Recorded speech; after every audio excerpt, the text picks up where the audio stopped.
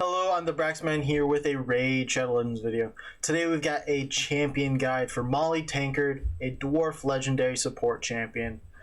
So within this video, we are going to be talking about her kit, all of what she has, her masteries, what types of gear I would recommend on her, what types of stats, and then we'll rate her off in different places within the game. And then go ahead and test her out in various places, such as like Fire Night and Arena.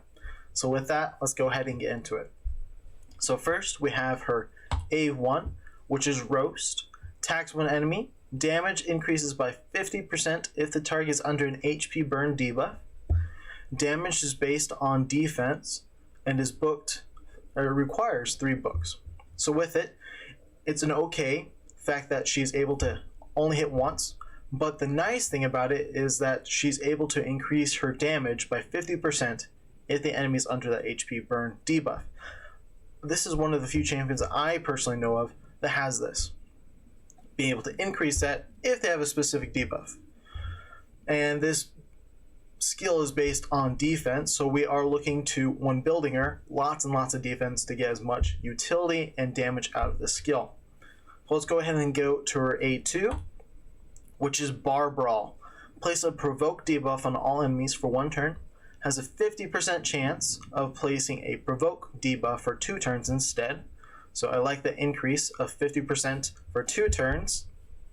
And then places a reflect damage buff on this champion for 2 turns. This has a 4-turn cooldown, can be booked down to 3, and it requires 1 book. So this skill is an AoE provoke, with a chance of going from a 1-turn to 2-turn cooldown. And then having that reflect damage is really nice on herself, so that when the enemies do hit her, they receive some damage instead of just Maulie Tankard receiving all of it. Then we have her A3, Cheers. Revives an ally with 50% HP and fills our turn meter by 50%. Places a block damage buff on that ally for 1 turn. This requires 4 books. It is currently at a 6-turn cooldown, but can be booked down to 4. And with the additional books, you have a little bit extra heal. So it goes from a 50 HP to a 65% HP when revived. Any champions that do revive is really nice. Maulie Tankard is one of the few legendaries that have that, at least in the dwarves. Actually, I think she's the only dwarf that has a revive in the legendary category. With it, she has the block damage and fill turn meter. Next, we have her passive, which I think is probably one of my favorite parts of her, or at least I think is really cool, that is added in her kit. We have Rowdy Crowd. Fills her turn meter of all allies by 15% when this champion is hit. Fills her turn meter of all allies by 25% when this champion is hit by a boss. This has a 2-turn cooldown, can be booked down to 1. With it, I love the fact that because she has that provoke on her, and then every single time they hit her, she's able to fill that turn meter of all allies, or when a boss hits her, she's able to fill the turn meter of all allies. I really like that ability. I think it's really nice with her A2, pairs quite well. So with it, let's go ahead and talk about what her masteries are. So let me hurry and pull those up. So with my Maulie Tankard, I chose to go down the, down the defensive and support tree. No, defense and offensive, sorry. There are 2 ways of thinking. You can go down the support, being able to get as much accuracy as possible so that she can always put out those provokes. Then with the defensive, you can have the resistance, which I definitely went down. But then I want the offensive instead of the support, so she can do just that bit more damage rather than all the accuracy. She already has my best gear on her, so I did not feel necessary needing to go down the support. But if you are new, just barely getting Maulie, I definitely would recommend the support tree, going down the accuracy side, because your Great Hall may not be as high level as mine might be. So accuracy might be better for you. As I always recommend, do not copy mine blindly. These are my masteries that I've chosen. It may not fit your Maulie the exact same, so choose what you need well. Most people do the defensive support tree, going down the resistance, so that whenever she does get, or when she provokes enemies, they have the chance of placing debuffs. If you put her with high resistance, she might not be able to, or she may resist the chance of putting those debuffs on herself. So that's what most people like to have. Support, being able to have more accuracy to place those provokes. But I already have high accuracy, so I chose to go the offensive side, just being able to do that little bit more damage when necessary, especially against those bosses. So these are my masteries. Hope you like it and hope they are helpful. Let's go ahead and talk about what gear would be nice for her. So currently I have her in a Swift Parry and Perception set. So Swift Parry is, well, both of these sets are both created within the Forge. That happens to be one of the reasons why I love putting this on, because I had more of a way to make it exactly how I wanted it, versus having the random chance of getting something from the Dragon, Ice Golem, Fire Knight. So with these sets that you can get from the Forge, you have Swift Parry, which is a 4-piece set, which gives you 18% more speed, crit damage, and a 50% chance of unkillable when hit with a fatal hit. So giving us a little bit more speed. As I said, I went down the offensive so she could be putting a little bit more damage out, and the crit damage does help that out. And then the 50% chance of unkillable when hit with a fatal hit. So we have all those provokes, and they do have a chance of killing off Maulie. With the Swift Parry, we have the chance of putting that unkillable when hit with a fatal hit. So we have a chance of her staying alive and not dying when getting all those provokes landing on her. Then we have the Perception set, which gives us some more accuracy, so 40 more, and then a little bit more extra speed. This happened to be one of the reasons why I didn't go down the support tree, is because I had the Perception set, so it already gave me 40 accuracy, and then the Great Hall is already going to be going up, and then I have good amount of substats of accuracy, but I'll show you more of that later on. So you can have these sets. I also recommend for sets you can have a Perception and Defensive sets, which provides you, boom, okay, so you have your defense, which gives us a little bit more. Defense is 15% more defense, and then speed, making it go a little bit faster. And then you have the Avenging. Let's see, pull that up. This is another good set to try out. Avenging, 40% chance of counterattack when hit with a critical hit. So being able to counterattack whenever hit, especially with the provoke. So she's going to have all those enemies hit her, and now she has a chance of placing a counterattack. Along with Avenging, retaliation's pretty much the exact same. But counterattack, you have to have a critical hit, while counterattack is just one hit. So either of those might be a good choice. They are farmed in Dragon and Ice Golem. So those were the sets I chose. Now let's go ahead and talk about what pieces I chose for mine. So we start off with the banner. I chose a resistance banner so that whenever the enemies do attack, she's able to resist any debuffs that they might put on. So we have the resistance banner. I did not put any speed, I just went for any defense-based substats. Then we have her amulet, which is defense-based, but give me some accuracy, a little bit crit damage, and some resistance. Be able to resist, do a little bit more chance of putting out those provokes, a little bit more damage. That's what that is providing us. Then we have her ring, which is more defense. Since her A1 is damage is based upon defense, defense is really great. Plus, it allows her to have more sustainability.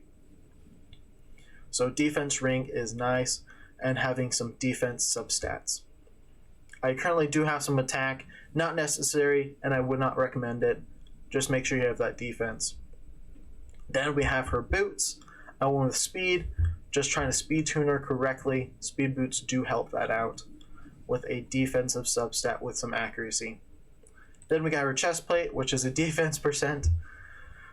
And it's a perception set with a little bit of crit damage and some speed. Getting that speed tuning correctly is what I built. Or speed tune your Maulie correctly and she'll do wonders. Then we have her gauntlet, which also is a defensive with accuracy as a substat, so getting a better chance of putting those provokes. Then we have her shield, which is defense. With the substats, we are looking for whatever we can get to the higher of the accuracy, whatever defense we need, and speed tuning. Same thing with the helmet and weapon are going to be whatever substats you need. So we are looking, when building Maulie, I should have mentioned this earlier, but when building a Maulie, you are definitely looking for high defense, high HP, so that whenever she does get hit, she's able to take those hits and stay alive. So we're looking for defense and HP, and then speed tuning her correctly. And then lots of accuracy and resistance, which helps ignore those debuffs and place out those provokes. So whatever substats you need to make those happen are what you're going to find within the weapon, helmet, and shield, because those are fixed fixed defense, fixed HP, and fixed attack. So we are purely looking at the substats. So those are the gear. Those are the substats / stats we are going to be looking for. And with that, I am now going to show you what all the stats should look like with it complete. So let's pull up her total stats. So I recommend about 40 or as much HP as you can possibly get on her. I currently have her at 36,000. I would love to get more. It was the best I could get with the gear. You can get some through Great Hall and Classic Arena. But for artifacts, I have it from the helmet and from the substats throughout all the pieces. The attack is definitely not necessary, so you don't necessarily need to get any from artifacts. I did get some, but if I could, I would pretty much not worry about it whatsoever. Then defense. Defense is pretty key. I built her with as much as I possibly could get on her, and I'm so very close to getting her to that 5,000 mark. So the more defense allows her to be able to take all those hits and not lose much health. Speed, I built her so that she would be fast, but speed tuned correctly for the teams I would want her to be in. Then crit rate can go up to 100% so that when she does counterattack with the sets I was talking about earlier, such as the retaliation or the avenging set, it might be good to have that crit rate up a bit. But if you also go down the defensive tree, there is a mastery called Retribution, which allows you to counterattack when you lose 25% or more health, I do believe. And so the crit rate might be helpful, just being able to do a little bit more damage. Crit damage, most of that came from the Swift Parry set, and then a few from the crit damage, crit rate aspect in the offensive, and then the following substats. Then we went through the resistance, so it was high. So I would love to get it even more so getting closer to that 300, and then accuracy. My Great Hall is a bit low. I would love to get it more, so I could probably get 50 more accuracy on this build. So that'll go to 279 roughly, and then through glyphs I might be able to get some more out of that. So those are the total substats I'm looking for. And with that, now let's go ahead and rate her in various places within the game. So let's go ahead and go to the reviews. Definitely a worthwhile arena offense team. I would personally build her as a ghost second team. That's what I've used her for when using her in arena offense. Then we have arena defense. I personally have her in this, and I highly recommend it as well. She does a great job there. I've not really necessarily tried her in Dragon's Lair, but I can see her being pretty good. So I'm going to go ahead and give her a 4. She is of the wrong affinity, so that might not be the best. Minotaur's Labyrinth with the revive, and I think the Minotaur's Labyrinth will be okay. She does decent damage.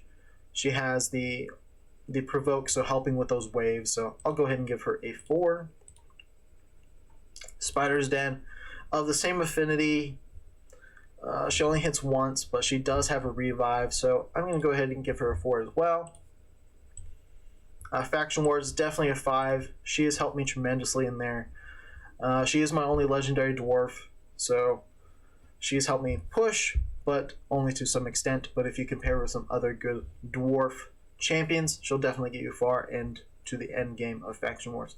So I'm going to go ahead and give her a 5 campaign. She only has 1 attack, so I'm going to go ahead and give her a 2. No, I'll say good.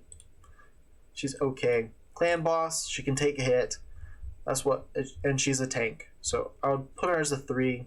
She's okay, but not perfectly great. So, and then Ice Golem, I'm going to go ahead and give her a 4. She can do it. She does have that revive and do some damage. So let's go ahead and give her a 4. And then Fire Knights, I definitely recommend her there. Or I've used her quite a few times in there, and I think she does a great job. So we're gonna, and then for all the keeps, she's good, not excellent, but I'm gonna go ahead and give her a 4 in all of them. She will do the job. She can do lots of damage, does the provokes, getting through those waves, and is able to do control over any of the champions. So I'm going to go ahead and give all the rest of the keeps a 4. She can do them well. She isn't the best champion, but she can do it quite well. So now we just changed all the ratings. These are what I recommend. And save and submit them. Now with that, let's go ahead and test her out in a few different places, namely Arena and Fire Knight. Let's pull her up in Arena first. See if we can find a good arena battle to test out her in. So first, let's actually pull up my defense. Currently, this is my arena defense team. As you can tell, my Maulie has the largest power, but power isn't necessarily everything. But she's able to have that provoke, allowing it so that she's able to take the hits versus my Arbiter, Tyrell, or Miscreated Monster. And so that she's taking the hits, but everyone else is able to do the damage and allows me to stay alive. So that's my arena defense team.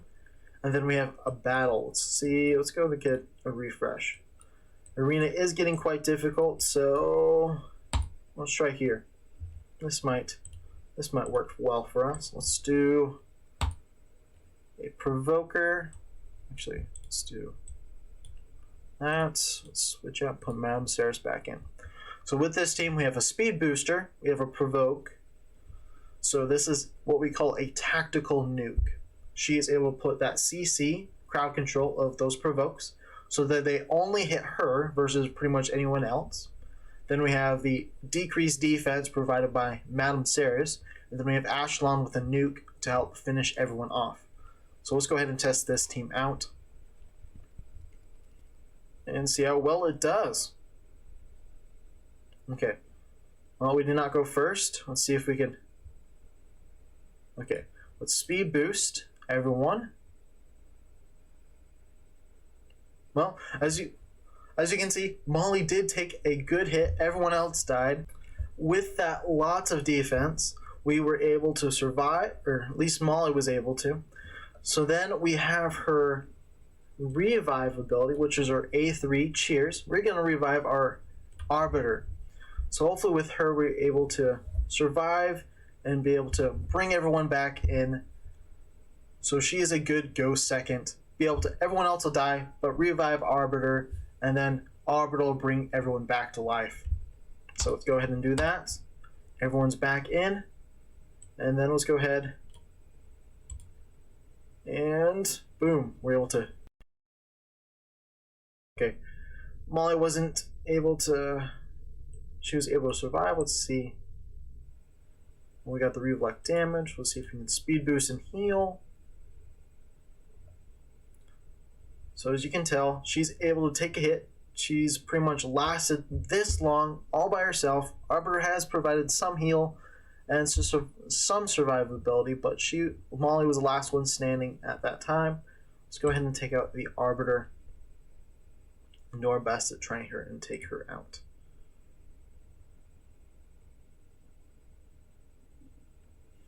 Oh, this may be a loss, but it at least shows you how well and how she can stay alive while nobody else was able to. So this was her arena team. Let's see. Heal and boost. Attack once again. Well, everyone did die, but you saw how Maulie was able to survive and do well in that scenario. So let's go ahead and pull her up in Fire Knight and show you where she might actually be able to survive, unlike my arena team. But let's pull up Fire Knight, level 20. She is of the stronger affinity. So she is of Force. I used to have Syl of the Drakes, I mean, not dwarves. But Syl of the Drakes providing heal and revive, while Maulie is able to do revive, but she does provoke, so she's able to help push the team, and she only gets the hits. So with that, let's go ahead and try her out. So I'm going to run the first wave, and then I'll catch you at the end. Boom. Okay. So I didn't catch on the auto first, but Lysandra is able to place with her A3, decrease turn meter while boosting my own and placing the speed boost buff. Then we have decrease defense, decrease attack by Madame Ceres.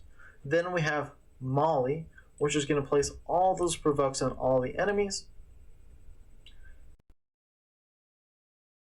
From our Cold Hearts. Boom. You saw the first round, and then we have decreased turn meter, which Lysandra provides. Madame Maulie taking hits and just doing as much as she can so that the rest, if anybody else, doesn't get hit beyond her. And Cold Heart's just good damage utility. So I'm going to auto it, go through a little bit of the round one. So you saw the debuffs, saw her being able to place all the provokes, and you'll see her take a few hits here in a sec. Boom, she was able to hit. She put out some reflect damage. And you notice that each of them, I do believe, has a provoke for 2 turns. So with that, you saw all those, and I'll catch you here at the end of the Fire Knight run. As I said, I would catch you here at the end of the Fire Knight run. So here we are at the Fire Knight himself. We've got all the team is lived to the end. Sadly, I did not catch it before. Coldheart did fall down, but Maulie was able to revive her and place that, or heal her, fill that turn meter, and place the block damage. I meant to stop it right before that happened, but I was not able to. So here I'm going to go ahead and show you what this team's capable of, and Maulie, not Wally. But Maulie was able to place that, or at the end, Maulie is able to just do those revives and keep everyone up and running. So, boom, boom. Now, just need decreased turn meter. And 1 hit. We should get our Cold Heart. Boom. Now we got that decreased turn. Once again, I'll put it on full auto, and you'll see what type of team I have here. Maulie is mostly meant for the waves up to the Fire Knight, and she's able to do some damage, but she also has the reflect damage capability. So if the shield does come back up and does the AoE, she has the reflect damage and is able to immediately knock off 1 of the 10 hits. So it'll go from a 10 to a 9, and because of her reflect damage. So that is what she is mostly used for. I hope this video was helpful.